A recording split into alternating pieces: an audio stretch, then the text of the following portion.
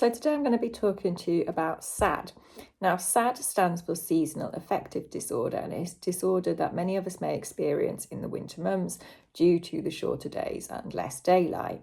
Symptoms of SAD may include fatigue, feeling low in mood, heightened anxiety, poor sleep, maybe aches and pains, and many other different things. But you'll definitely find yourself feeling affected from it during the winter months.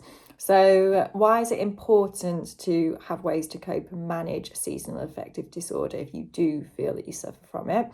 Well, firstly, if we know that we suffer from it, sometimes we can set ourselves up for feeling worse because we know that. So we negatively anticipate all of those symptoms that may be coming, which then in turn, because our brain can't tell the difference between imagination and reality, creates more anxiety and stress before we've even got there, which then makes our symptoms worse. So some ways that you can manage seasonal affective disorder. So firstly, getting outside. So although we don't have much sunlight as such during the UK here, we do still have the daylight, which means that we do still get the UV rays, and that is the same thing.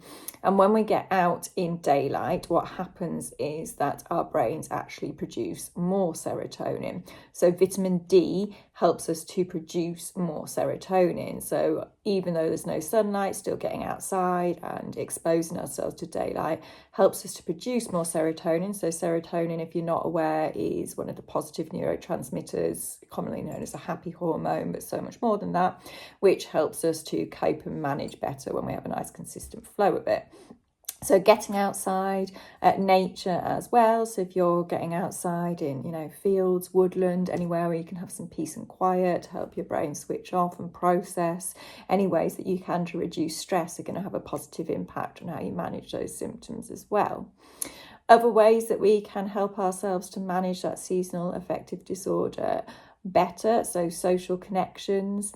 So this time of year, it may feel like we maybe want to withdraw away because of the darkness. We don't want to go outside. It's nice and cozy inside. But actually, forming those positive connections and interactions can help us to feel like we are part of a tribe. So in primitive times, we had to be part of a tribe to survive. And it's the same now. Although we don't necessarily have to be part of that tribe as such, we do still have to have those positive connections and positive interactions. And especially at this time of year, to help us to feel not so isolated and to feel part of something that's really important. When we are with other people and when we have those positive interactions and connections, it helps us to produce more of those good neurotransmitters that we need to help us to cope and manage better. Exercise is another way. So when we talk about exercise, it doesn't have to be going to the gym. It doesn't have to be working out, even just a short walk every day. So exercise, firstly, normally part of exercise is that we are exposing ourselves to that daylight, which is great. But alongside that, when we are moving in any way, we are producing more of those good neurotransmitters, particularly the endorphins, which are another neurotransmitter which just help us to feel better in ourselves and to help us to cope and manage better. Getting good quality sleep.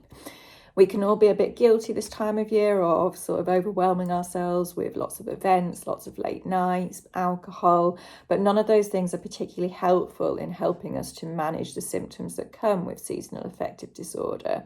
So getting good quality and quantity sleep. So sleep is our superpower as humans. It's our free superpower. If we can get a good, decent 8 hours sleep a night, you're going to be so much more equipped to deal with these short, darker days. And when we go to sleep, our REM sleep in particular, our deepest part of our sleep cycle, is when we work through and we process everything that has built up in our brain in terms of stress hormones, adrenaline. But if we're not getting that good sleep, that means that that's not happening and we're waking up feeling worse. I'm not saying to completely avoid alcohol over the festive season, but alcohol, just be aware, it is one thing that does limit that REM sleep. So when we drink more than 1.4 units, that REM sleep is completely limited. So it means we don't actually get any of that mental processing overnight, which then means that we wake up and we feel worse, we feel low in mood, we feel angry, we feel irritable. So just some things to bear in mind. So Stress reduction, one of the main things that I talk about, just be really aware at this time of year how much you're taking on. If you are overwhelmed, think on what you could cut back on a little bit, some boundaries that you may want to put in place.